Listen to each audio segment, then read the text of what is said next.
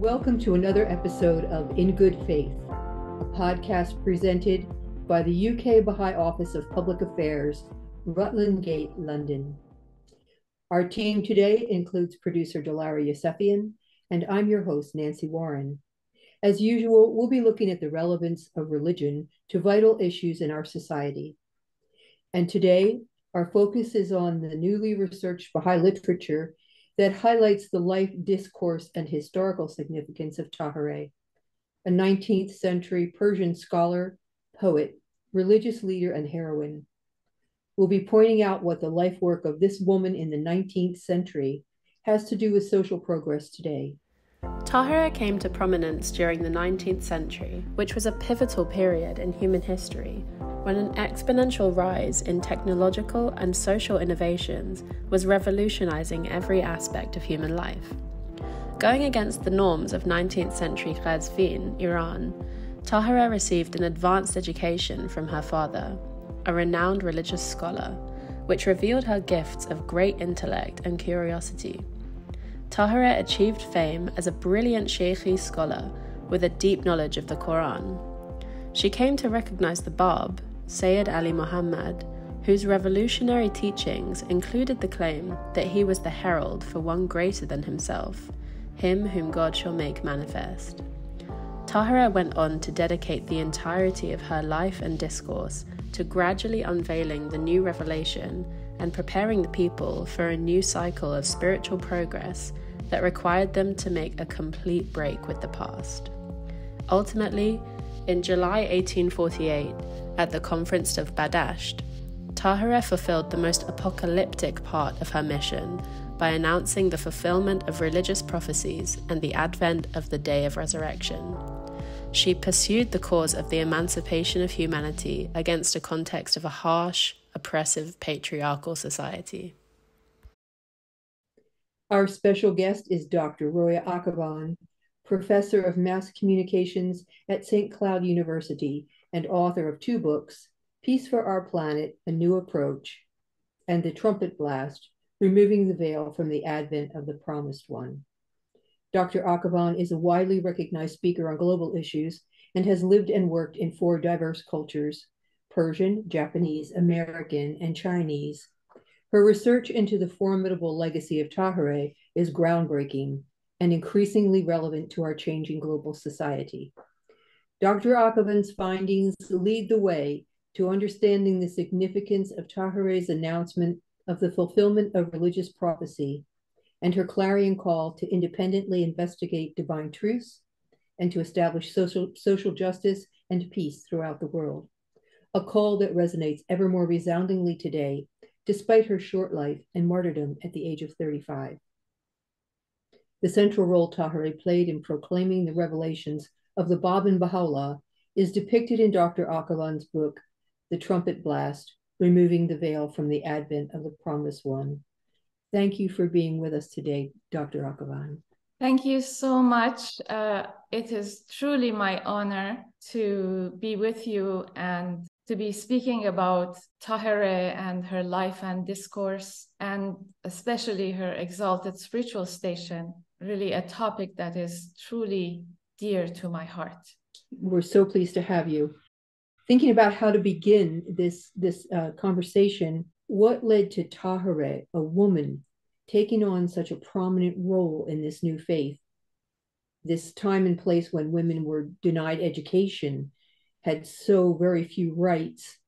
How was Táhirih able to challenge and debate the foundations of religious belief with this all-powerful clergy in Iran, as she did? Yeah, thank you for that question. I think this can be attributed partly to the fact that Táhirih was born in a prominent family in Iran, and in some ways somewhat unusual. Her father was an erudite Islamic scholar who headed a famous school in their city of Qazvin, and her mother was also a woman of high learning. And these unique family circumstances allowed Táhirih's innate gifts and brilliance to flourish and ultimately compelled her father to educate her himself. One of Táhirih's brothers is quoted as saying, know verily that in a meeting where she sat, neither I nor anyone else could say a word. It was as if all the former and future books were with her. But I think what distinguished Táhirih from other learned scholars was not just her superior knowledge and brilliance, but more importantly, her complete dedication to seeking the truth. She was not only a prodigy, but also a mystic, and she had many, many revelatory experiences throughout her life. And it was her mystical, spiritual search and deep love for the truth that compelled her to leave everyone and everything behind and to offer up her life for the vision of human progress that she had discovered in the revelation of the Bab. Interestingly, if we study Táhirih's discourse and actions closely, we will find that from the beginning, Táhirih was fully aware of her God-given mission in the new dispensation, and she was choreographing her every word and action in accordance with that mission. To illustrate this point, I would like to share just a few short couplets from among hundreds of couplets in which Táhirih uses the imagery of the veil and its removal as a symbolic motif to denote concealment and revelation of hidden spiritual secrets. Here's the poem. Behold, it is a new day and God is revealed. The burning light has appeared in Paran. If you open your eyes to it, you will see at once that the mystery of the return is manifest. You will then see all the secrets that have now been revealed from behind the veils. And of course, removing the veils from the new revelation was exactly what Táhirih did as one of the foremost leaders in the Baha'i movement. Ultimately, when the time came to announce the true station of the Bab for the first time as the promised one at the Badasht conference in 1848, Táhirih rushed in, unveiled herself as she sounded the trumpet of the day of resurrection, which was a fitting symbolic accompaniment to her astonishing announcement that the world had ended and the apocalypse had come to pass. Many in our listening audience are Baha'is, others maybe not, but those who are Baha'is in particular may have understood Táhirih's place in history as that of a feminist. She's heralded by social historians of gender history as one of the pioneers of gender equality in the Middle East. Now, certainly principles of the equality of the sexes are central to Baha'i writings and belief, but based on what you found in your research, is that the extent of what Táhirih stood for? Actually, when I first began my research on Táhirih in the 1990s, I, like everyone else at the time, viewed Táhirih as a herald of emancipation for women. But when I began to read the 3 voluminous handwritten and unpublished volumes of her poetry and prose, which I was fortunate to discover during my far and wide search for her written discourse, I started to gain a completely new understanding of Táhirih's vision, motivation, and spiritual station. In the beginning, I kept searching these hundreds of pages for specific references to gender equality in her discourse, but I could not find any. What I did find was a transcendent spiritual discourse that encompassed the entirety of human history, religious prophecy, progressive revelation of the truth, and repeated references to the imminent revelation of the hidden secrets and the, quote, unveiling of the face of God. And of course, this alerted me to the significance of the symbolism of the motif of the veil and its meaning in her discourse, which happens also to be, as I have described in my book, The Trumpet Blast, and shown closely following the same symbolism that has been used in the writings of the Bab and Baha'u'llah. Of course, the lack of any direct references to gender equality in Táhirih's discourse doesn't mean that Táhirih was unaware of or indifferent to the strict shackles of gender norms in her society. There can be no doubt that Táhirih was fully aware of the fundamental importance of the emancipation of women to the advancement of humanity and the establishment of social justice and peace. But what the totality of Táhirih's life, actions, and discourse do tell us is that her vast and encompassing vision and her exalted spiritual station and mission went far above and beyond any one issue. Táhirih was motivated by the vision of a complete transformation in the human civilization, which was destined to be born out of a divine revelation rooted in the principle that all human beings are equally sacred and noble handiworks of the one creator. For illustration, I would like to share just one poem from Táhirih's vast discourse. This one from a translation by Hatcher and Himmat that exemplifies this all-encompassing vision. Lovers, O ye lovers, the face of truth has become manifest. Lo, the veils have at last been removed through the power of Rabbul Falaq, the Lord of the Dawn. Arise, each one of you, in Baha, the face of God can be seen. Look, see how that face, bright like sun at daybreak, shines with compassion and delight. O ye great ones, the creator of the age has fashioned the universe into a paradise. This must be the day of resurrection, when morning light shall drive away all traces of darksome night. The time for rectitude has come. Perversity is in retreat. Indeed, everything you longed for, law, order, justice, has at long last appeared. True knowledge has unveiled itself. Ignorance has been banished from our councils. Go tell the sheikhs of this age. Sheikh is a reference to the religious learned or the ulama. Go tell the sheikhs of this age to arise at once and revise all their texts. For ages, the world's order has been turned upside down through vain imaginings of the learned. Now milk shall flow instead of bloodshed, if you but set aright the order of the world.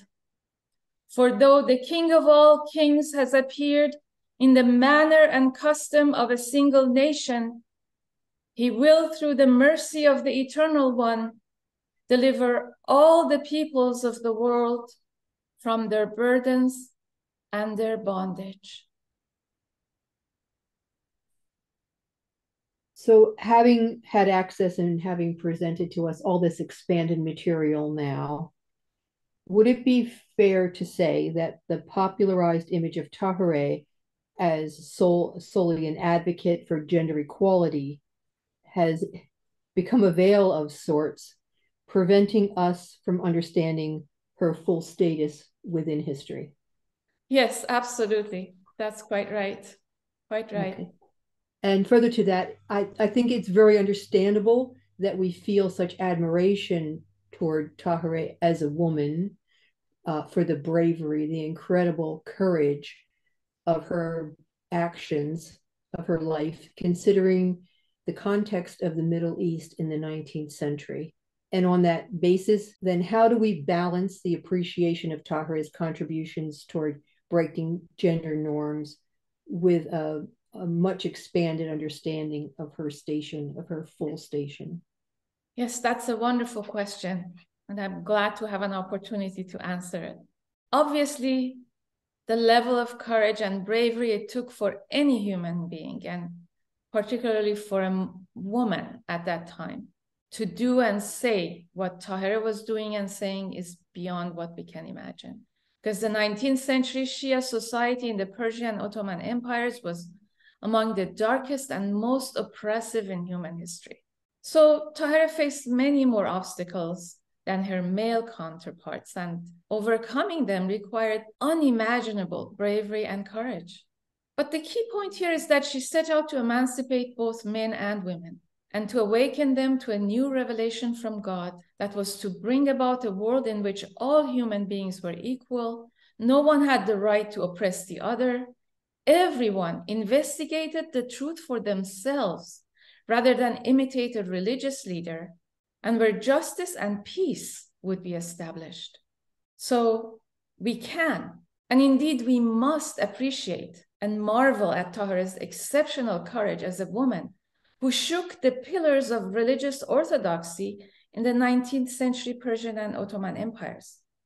But we must not confine her role to being a hero for women, because she was a hero for all of humanity and gave up her life to awaken all people to a new divine revelation. I have previously used a simple analogy to illustrate part of this point, which I think bears repeating here. Let's say that there's a city in which women are in cages and one of them breaks the cage and leaves, and we praise her for having been audacious enough to break that cage. And that provides a model and encouragement for other women to try and break their own cages. This is how Táhirih has been generally portrayed within the reductionistic frame. But the fact is that not only did Táhirih break her own cage, she went far beyond it. She became an architect at the table of those who were designing a completely new city, indeed a new world, in which there are no cages for anyone. And these are two very different levels of understanding. And I believe today we have the knowledge to arrive at a higher and more befitting understanding of the role and significance of Táhirih in human history. And in fact, gaining this higher understanding is crucial at this time in history, because the blueprint for the new human civilization that Táhirih gave her life for is still under construction. Dr. Akhavan, you've mentioned in previous talks that you believe it's time for us to move forward from solely admiring Táhirih's contributions toward gender equality. And with this expanded lens, I'm thinking it may be helpful for our listeners to know, where do we look in order to know more of the detail about Táhirih's life and to read her work?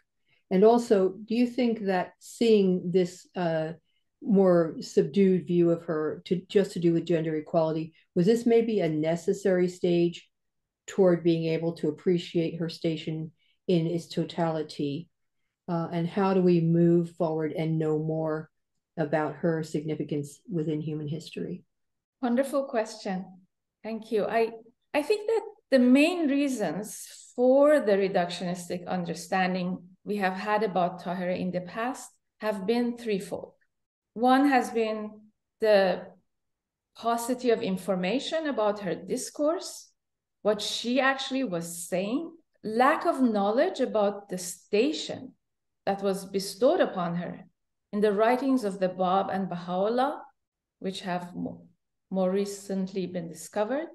And finally, the patriarchal framework that for millennia has dominated the frames of our thought and culture and has led most people to define the historical significance of women in general solely within the confines of their gender.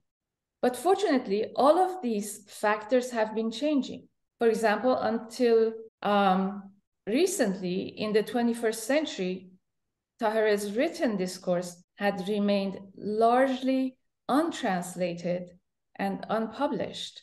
But in 2008 and 2011, two large collections of her previously unknown poetry were published under the titles of Adam's Wish and The Quickening by Hatcher and Himmat.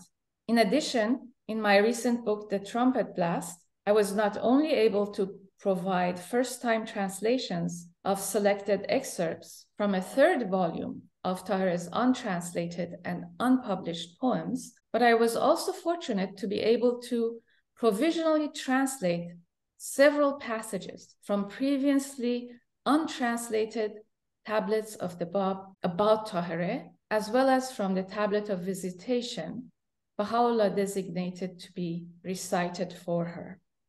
And for illustration, I would like to share just one of these provisionally translated passages from the tablets of the Bab, if you don't mind. Absolutely, please. She verily, in mine estimation, is a noble leaf who hath purified her heart from the defilement of limitations for the sake of her Lord. May God bless all those who appreciate her station and refrain from harming her, even to the slightest degree. For verily, she is in this day the pride of her kin and the honor of all those who follow her in the command of God. I recently came across two important quotes from unpublished tablets of the Bab, which were presented by Nader Saidi, a well-known scholar of the Baha'i and Baha'i scripture, in a series of talks he had given in 2018.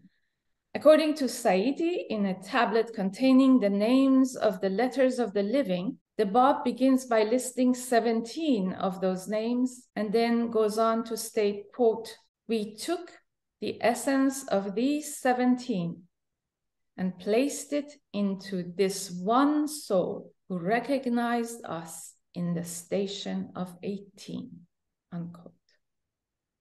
The Bab then identifies Táhirih as that soul. And in another tablet, the Bab refers to Táhirih as, quote, the forbidden tree of knowledge. So as more of Táhirih's own written discourse, as well as the sacred writings of the faith regarding her station are translated and published, a completely new understanding about her discourse, mission, and spiritual station is emerging. And today we have the resources that allow us to explore the many new vistas about her exalted spiritual station and historical significance that have been opened to us by new research. And personally, and as someone who believes that gender equality is indispensable to the advancement and prosperity of human civilization, and as someone who is very indeed passionate about this principle, I can say this. If we truly want to advance gender equality, which is one of the foundational principles of the Baha'i faith, we must explore and understand Táhirih's mission and station in its full glory as the trumpeter of the day of resurrection and the revealer of the advent of the promised one. Thank you so much. Thank you, Dr. Akhavan, for being with us today. We're so grateful to you for the years you've devoted to researching this remarkable woman in the Baha'i faith. And we're honored to be able to provide this additional perspective on Táhirih's message to our audience. Everyone, thank you very much for joining us.